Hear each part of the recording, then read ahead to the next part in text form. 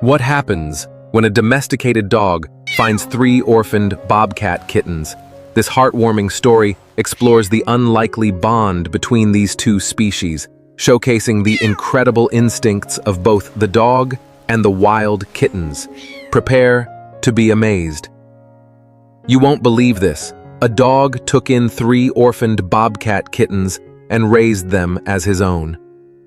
This incredible journey of instinct, love, and survival will warm your heart. In a small, rural wildlife sanctuary nestled at the edge of a sprawling forest, lived a loyal golden retriever named Murphy. With a thick golden coat and wise amber eyes, Murphy wasn't just a pet. He was a caretaker, a friend to the staff, and a gentle guardian of the grounds.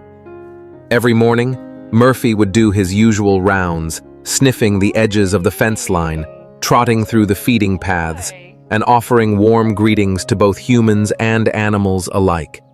Sarah, the sanctuary's lead caretaker, often said, "Murphy knows this place better than we do. He keeps the rhythm here steady." Murphy had never known the wildlife himself. Born in a shelter, adopted by a conservationist couple, and raised around rescued animals, his world was structured and safe.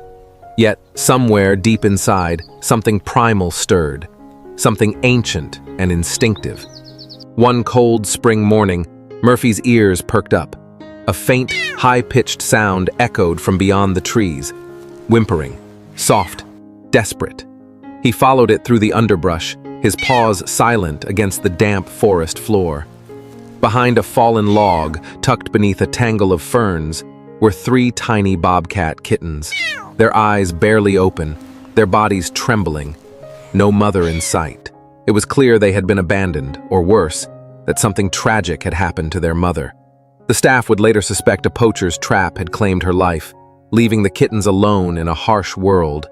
Murphy didn't bark, he didn't panic. He simply sat beside them, lowering his head to sniff gently. One of the kittens reached out with a fragile paw and touched his nose. And in that moment, something changed. Murphy ran back to the sanctuary and gently nudged Sarah, pawing at her pant leg and looking urgently toward the woods. She recognized that look. Murphy wanted her to follow. "He never behaves like this unless something's wrong," she said, grabbing her jacket and calling for a transport crate. When she saw the kittens, her heart clenched. "Poor babies," she whispered, kneeling beside them. "You found them just in time, Murphy." Murphy returned with the staff, staying close as they carefully brought the kittens into the small care cabin for evaluation. He refused to leave the threshold, lying with his head on his paws, watching every move through the screen door. Jake, the sanctuary's wildlife biologist, was among the first to assess them. They're dehydrated, underfed, but surprisingly calm, he noted. Then he paused, glancing toward the golden retriever lying nearby. "I think Murphy's already working his magic." The plan was to care for the kittens until they could be placed in a bobcat rehabilitation program. But the kittens had other plans. They refused to eat unless Murphy was nearby. They cried when he left the room. They curled into his warm fur when he lay beside them. Murphy never hesitated. He licked their tiny heads. He nudged them to sleep. He barked softly when they wandered too far. Somehow he understood. These fragile lives needed him. Days turned into weeks. The kittens began to grow. Their spots darkened. Their eyes turned bright gold. And still Murphy treated them as his own. He taught them to play, to wrestle gently, to explore without fear. Jake, watching their bond grow, quietly admitted to Sarah one day, "We're witnessing something wild, and yet it feels perfectly natural."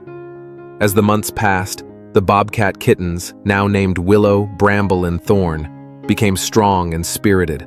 They climbed trees with feline ease, stalked bugs in tall grass, and pounced on each other in mock battles. But through it all, Murphy remained their center. When they got too rough, he gave a patient growl. When they cried in the night, he rested his head beside them. When they wandered too far, he herded them back, ever the gentle protector. Visitors were stunned to see a golden retriever lying calmly as three wild bobcats climbed over him like rambunctious children. But to the staff, it was now part of everyday life. Sarah often smiled from the porch, whispering, "He's not just raising them, he's becoming their world." The Bobcats learned from each other, but it was Murphy's quiet presence that gave them confidence. His calmness was their safety net.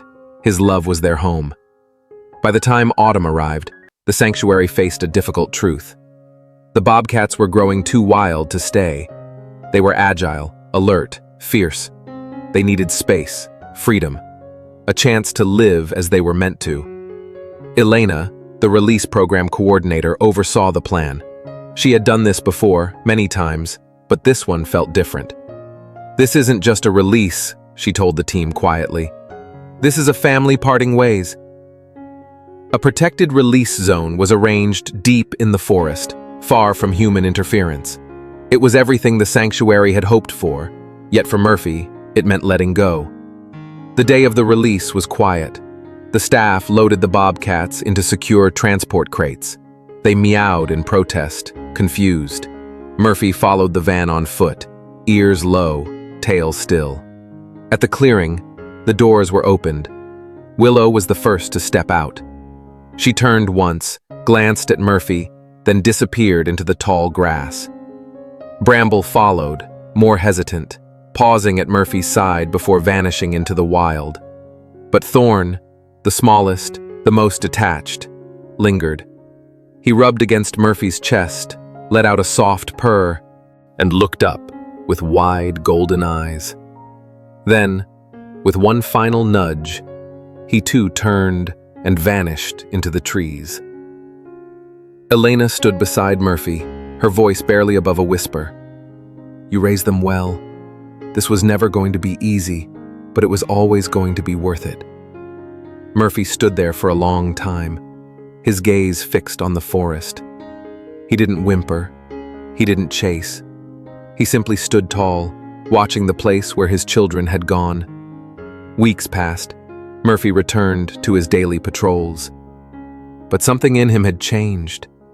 He walked a little slower now, spent more time at the forest's edge, listening. Sometimes in the twilight, staff would hear distant rustling near the fence. Sometimes paw prints appeared in the mud, too small for adult bobcats, too big for anything else. And sometimes, just sometimes, Murphy would lift his head, ears alert, tail still, and stare into the trees. Not with longing, but with recognition. Jake once pointed to the prints beside the fence and said, "They came back. They remember. And so does he." Love doesn't always look the way we expect. Sometimes it comes in the form of a gentle dog lying in the grass with 3 wild kittens nestled against him. Sometimes it's a nudge in the dark, a growl of warning, a lick on a scraped paw. Murphy wasn't trained to raise wild animals. He wasn't told to. He simply saw life in need and offered love. No boundaries, no hesitation. And in return, the wild came close, trusted him, grew with him, left, but never truly departed. Sarah, Jake, and Elena often spoke of Murphy, not just as a dog, but as a teacher, a quiet soul who showed them all that love isn't about species, it's about instinct and heart.